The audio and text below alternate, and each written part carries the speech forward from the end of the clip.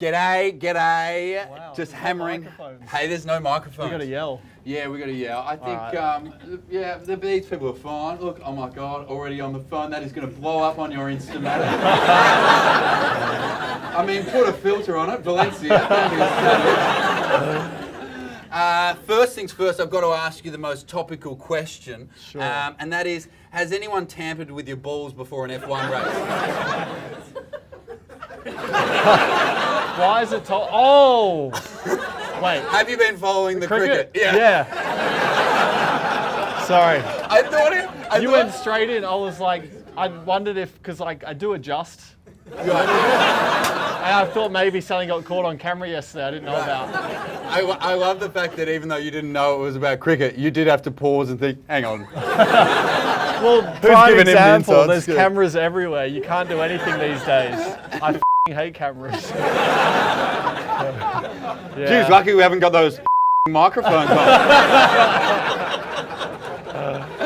on. Mate, congratulations on a great race yesterday. You were going to be out of contract with Red Bull at the end of the year. I know it's a question that a lot of people have asked you, but you know this is a closed room, and let's pretend there's no cameras. Are you gonna stay with Red Bull, or is there a chance you'll go over and join that emotional man that we just spoke about? I don't know. Like, I mean, the honest answer is, I want to try and win. Like, I want to try and win a world title. So, if Red Bull, like, if we come out this year, like yesterday we were strong, we set the fastest lap. So if we can continue to be strong, and like, if I was to win the title this year with Red Bull, then I'd stay with Red Bull. If we fall back and are nowhere, and I get an offer at a winning team, then I'll most likely take that. So just try and put myself with the best situation possible. Also, don't you just go where the mad cash is? If there's no other options. But at the moment, like I'm not old enough yet to kind of, like, I still feel I can do it. Well, I definitely feel I can do it. Like I'm in a point where, I believe in myself. So I'm like, I want to maximize that as opposed to the money. Okay. Yeah. You talked about you had the. And if you win, you get it all. Yeah. Is it an exciting time for Australians coming up? I mean, I know we've had Mark Webber, but Mark to be fair, Webber? Mark Webber. Hey, look at the jawline on the bloke, Mark Webber.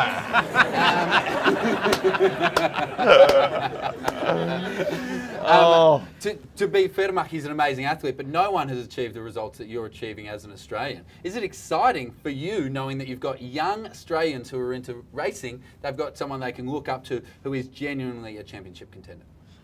I guess I'm still young, but old enough where I can... How old are you? 28. Ooh, top of the drop.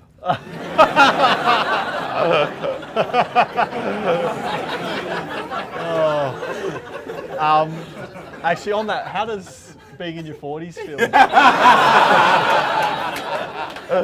Well, I can barely remember them.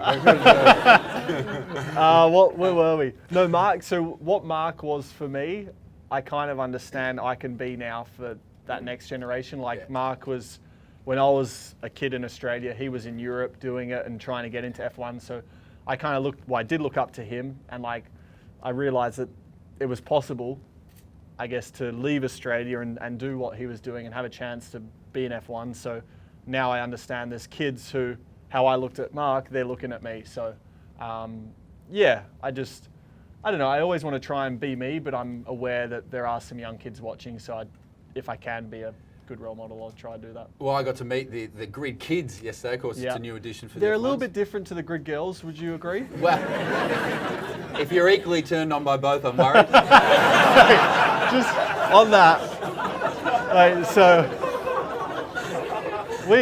The problem was, so yesterday before the drivers' parade, so all the Grid Kids were there. They were interacting with us so much. Yeah. All us drivers were like, didn't the Grid Girls talk to us like this? Mate, like, they would just stand there and like there was always this a little bit of separation. The kids were just right in, asking us photos, asking for our phone numbers, Instagram followings. Like, yeah, it was great. just... Those kids idolise you, right? Though Yeah. it was funny. They do have their all of them, everyone I spoke to, their favourite driver, obviously they were like, Ricciardo, and they said they get to meet one driver each. One of the kids, I said, who do you not want to meet? He said Vettel. And I said, let's practice your smile. And he goes, I'll just think if I meet Vettel, I'll be unhappy, but I'll just think, smile like Ricciardo smile. So he was genuinely not looking forward. Oh, he would have been livid if he got Vettel. Wow. But then I said practice, and he just goes, I go, hi, I'm Sebastian Vettel. And this kid just goes,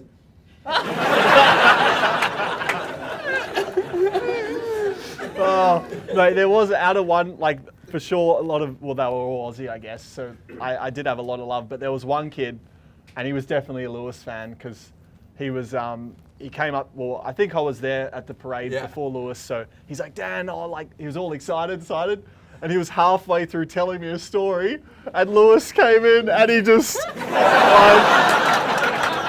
I do need to ask you, my co-host Carrie Bickmore, she's a big fan. I know you guys have chatted before. Yeah, she's a schizo. Yeah. No, she's cool. Nah, we're locking in your first answer. I do have a question for Carrie, if you don't mind. All right. Is it a love letter or a question? I don't know. I've not. Is that her writing? Whose writing is that? This is bullshit. This It's your writing, you dickhead. This is not. No, this is an absolute stitch up from Carrie. Carrie has written, ask the girls in the audience if you'd rather date me or Daniel. I'm not doing that. Because if she thinks she can stitch me up, I will stitch her up with the actual question that she wrote to me. And then she goes, you can't ask that question. And I wasn't going to ask that question because it's frankly slightly inappropriate. But now that she's tried to stitch me up with a fun question, it's coming out. But how do you choose, if you're both 10s, how do you choose? I mean, what a man. I mean, you are an F1 and I'm a rickshaw, but that's fine. What's a rickshaw? It's a bloke named Rick who's really sure of himself. Don't worry. I genuinely don't know what that means. Don't worry, that's fine. A bicycle? So, well, if Should I know what that means? It's fine. Don't worry. I don't live here anymore. Not many rickshaws do it. The question is, and we will of course edit this out if it's too inappropriate, has he had sex in, on, or around an F1 car? No, I haven't. I was actually thinking like how that would be possible because, well, there's a lot of bits going on, but also... Hang on, are we talking about the car? No, the cars are always surrounded by people, so unless you're doing it for broadcasting purposes, it's not going to happen. No.